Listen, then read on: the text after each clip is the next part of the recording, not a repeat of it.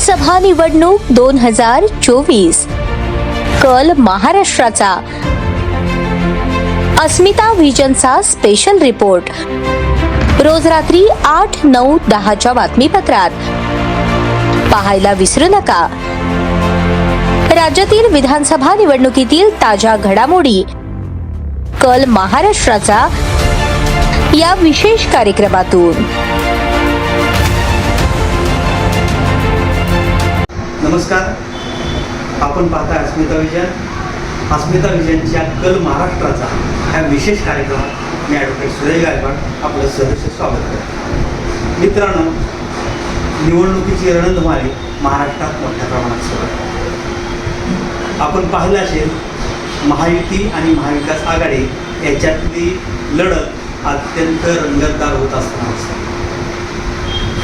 ह्या निवडणुकीकडे सर्वसामान्य माणूस म्हणून, सर्वसामान्य नागरिक म्हणून ज्यावेळी आपण पाहतो, त्यावेळी महायुती आणि महाविकास आघाडी ह्या दोघांमध्ये उपस्थित होत असलेले प्रचाराचे मुद्दे नेमके काय आहेत याकडे जर बारकाईनं आपण लक्ष घातलं तर आपल्याला लक्षात येईल की भाजपा प्रणित महायुती जनतेची फसवणूक करणार असते.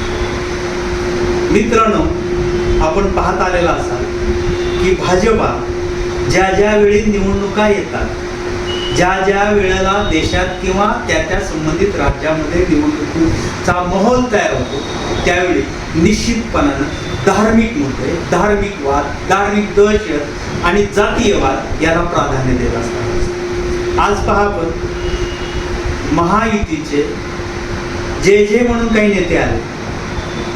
नरेंद्र मोदी देशाचे पंतप्रधान आहेत, अमित शहा देशाचे गृहमंत्री आहेत, भाजपाचे एक जबाबदार नेते आहेत.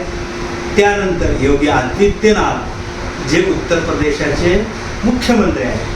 ह्या सगळ्यांच्या भाषणावरती जर आपण बारीक नजर टाकली, त्याचं अवलोकन केलं तर निश्चितपणानं तुम्हाला सांगतो, त्याच्यात कटेंगे तो बटेंगे, त्यानंतर एक है तो सेफ है, ह्या अनेक वेगवेगळ्या मुद्द्याला धार्मिक रंग देत असताना किंवा जाणीवपूर्वक हिंदू मुस्लिम किंवा ओबीसी विरुद्ध इतर समाज असे वेगवेगळे वाद त्यांच्या प्रत्येक भाषणामध्ये आपणाला आढळतात. या उलट आपण महाविकास आघाडीचे जेवढ्या काही सभा झाल्या, शरद पवार असतील, उद्धवजी ठाकरे असतील किंवा नाना पटोले किंवा इतर काँग्रेसचे नेते, त्या सगळ्या नेत्यांनी आजवर विकासाचे सगळे मुद्दे, शेतकऱ्याचे हित, जनहित, युवा लोकांचा वर्ग, लोकांना मिळणारा रोजगार, त्यानंतर महाराष्ट्र राज्यातली बिघडलेली कायदा व सुव्यवस्था, ह्या सगळ्या गोष्टीकडे सातत्यानं नजर टाकताना आपल्याला दिसत आहे. यानंतर आपल्याला माहिती आहे, आता नरेंद्र मोदी यांची सोलापुरात मंगळवारी 12 नोव्हेंबरला सभा होती आणि ही सभा झाल्यानंतर आपण पाहतोय की भाजपा कशा पद्धतीनं धार्मिक दहशतवादाचं वातावरण निर्माण होतं. यानंतर दुसऱ्या दिवशी एक साधू बागेश्वर महाराज यांचा दरबार उद्या भरतो, म्हणजे बुधवारी बागेश्वर महाराजांचा दरबार भरतो. बागेश्वर महाराज हे एक धार्मिक गुरु आहेत. निवडणुकीच्या कालखंडामध्ये अशा प्रकारचे धार्मिक उपक्रम खऱ्या अर्थानं राबवता येतात का? एक गट्टा लोकांना जमून त्या ठिकाणी धार्मिक कार्यक्रम घेता येतात का? याकडे निवडणूक आयोग असेल, निवडणूक प्रक्रियेतील यंत्रणा असेल, तर ते ह्या बागेश्वर महाराजांच्या कार्यक्रमाला परवानगीच कसं देतात, हा खरा मुद्दा.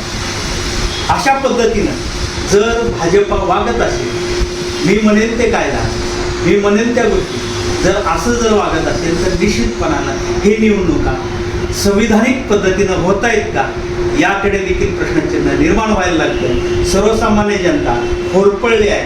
आता आपण पाहिलं असेल, नुकतेच भाजपा कशा पद्धतीनं महाविकास आघाडीचे नेत्यांची गळचेपी करते. उद्धव ठाकरे कालच ह्या 2 दिवसाखाली सभेकरता जात असताना विमानतळावर त्यांच्या बॅगांची झाडाझडती करण्यात आली.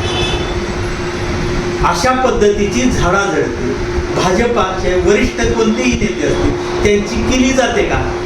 हाही खरा सर्वसामान्याला पडलेला प्रश्न आहे. म्हणजे ह्याचा अर्थ भाजपा जाणीवपूर्वक सत्तेचा आजही गैरवापर करताना दिसत आहे. त्याच्यामुळे निश्चितपणानं ही जी चीड आहे जनमानसात प्रचंड प्रमाणात वाढते आहे.